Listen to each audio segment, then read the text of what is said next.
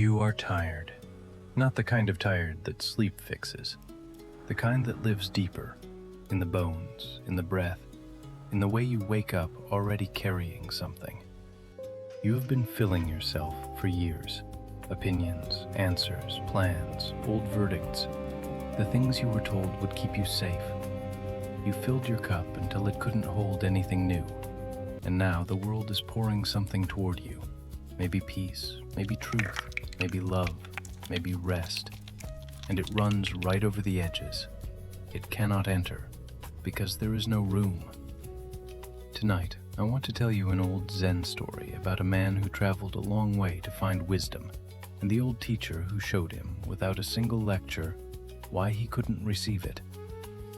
The story is simple enough to tell in less than a minute, but the teaching inside it has stayed with people for generations.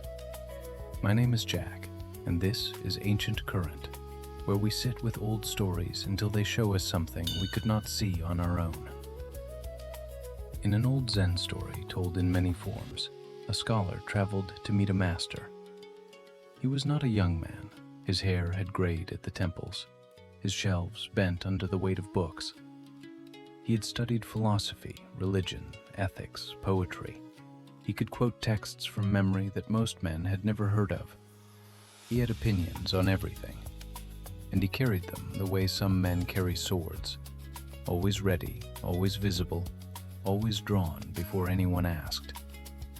In conversation, he did not listen. He waited. He waited for a gap just wide enough to insert what he already knew. People respected him, or feared him, or simply stopped speaking in his presence. He had won so many arguments that winning felt like nothing. And yet, something was missing. He could feel it, a hollowness beneath the fullness. The sense that for all he had gathered, all he had memorized, all the shelves he had filled, he had not yet touched the thing that mattered most. He had knowledge. He did not have peace. So he decided to visit a Zen master. Not just any master, the one who lived in the mountains, the one people whispered about in the way people whisper about things they cannot explain. A teacher so old and so quiet that his students sometimes sat with him for days without a word being spoken. The scholar packed his things. He walked for several days through forests of cedar and bamboo, up trails that grew narrow and steep, past waterfalls that fell into nothing. When he arrived, the monastery was smaller than he expected. Wooden, simple, worn smooth by decades of footsteps and silence. A young monk led him to a room overlooking a garden of raked sand and moss-covered stones. "The master will see you shortly," the monk said. "Please sit." The scholar sat, but he did not sit quietly. Inside, he was already composing, already preparing what he would say, already imagining how the conversation would go, the questions he would ask, the insights he would offer, the moment the master would recognize that here, finally, was a student worthy of real teaching. His cup was already full before the master entered the room. The door slid open. The master was old, far older than the scholar expected. Small and thin, wrapped in a simple gray robe. His head was shaved, his feet were bare despite the cold. His face was deeply lined, like paper that had been folded and unfolded many times. But his eyes were clear, not sharp the way the scholar's eyes were sharp, not cutting, not measuring. Clear the way still water is clear. You could see all the way to the bottom. He said nothing. He simply bowed slightly, then knelt across from the scholar at a low wooden table. Between them, a clay teapot, 2 cups, steam rising. The master lifted the teapot and began to pour. The scholar, unable to tolerate silence, began to speak. "I have come a long way," he said. "I have studied the great traditions. I have read widely. I understand the sutras, the koans, the philosophical schools. But I feel there is something still beyond my grasp. I have come to ask you, what is the highest truth of Zen?" He kept talking. He spoke of what he'd read, what he'd debated, what he believed, what he'd concluded. His words came like water from a dam, fast, forceful, filling every space. And the master kept pouring. The scholar's cup was full, the tea reached the brim, and the master kept pouring. The tea spilled over the edge, it ran across the table, it dripped onto the tatami mat, it pooled on the floor, and still the master poured. The scholar watched, confused at first, then alarmed. "Stop," he said. "The cup is full, it's overflowing, no more will go in." The master set the teapot down. He looked at the scholar, and for the first time since arriving, the scholar was silent. "You are like this cup," the master said. His voice was quiet, unhurried, warm. "You come here full of opinions, full of conclusions, full of what you have already decided is true." He gestured at the tea pooling on the mat. "How can I show you anything when there is no room left to receive it?" The room was still. The tea dripped softly from the table's edge. The scholar sat with his hands in his lap. His mouth was open slightly, not to speak. For once, not to speak. Something had landed. Not a concept, not an argument, not something he could file alongside his other knowledge. Something deeper.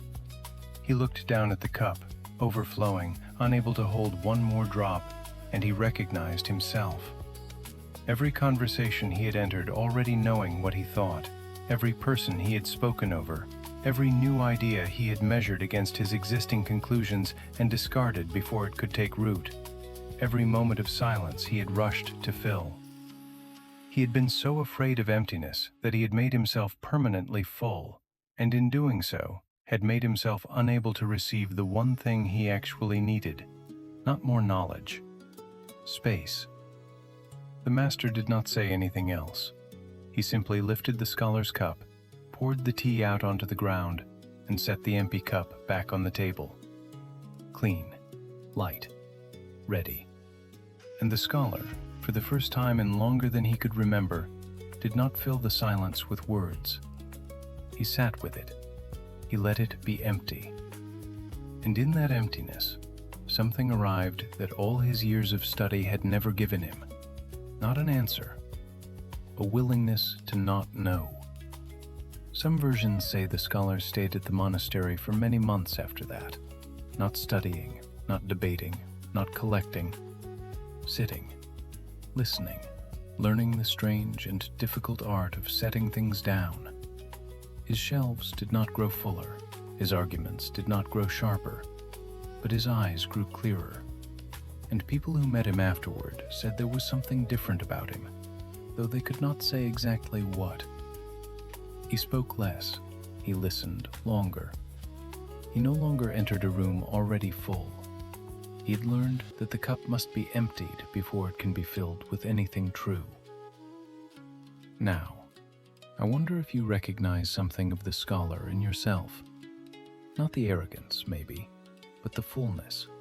The way you carry so many conclusions about who you are, what the world is, what is and isn't possible for you, that there is no room for anything new to enter. You have been told who you are. You have been told what you deserve. You have been told what your limits are, and you accepted these things. You placed them in your cup one by one until the cup was so full that when life tried to offer you something different, rest, freedom, a new way of seeing, it ran right over the edges. It could not enter because there was no space. So tonight, I'm not asking you to learn something. I'm asking you to unlearn something. Set one thing down. One old belief about yourself that you've been carrying so long you've mistaken it for truth. One conclusion someone else placed in your cup that was never yours to hold. You don't have to empty everything at once. Just make room. One belief, one story, one verdict that was handed to you by someone who was not qualified to name what you are. Pour it out. Feel the cup grow lighter, and notice what arrives in the space you've made. If this story found you at the right time, Stay with us. We tell one story each week here, slowly, quietly, the way these things were meant to be told. Leave one word in the comments for what you're ready to set down. I read every one. Until next time, be gentle with yourself.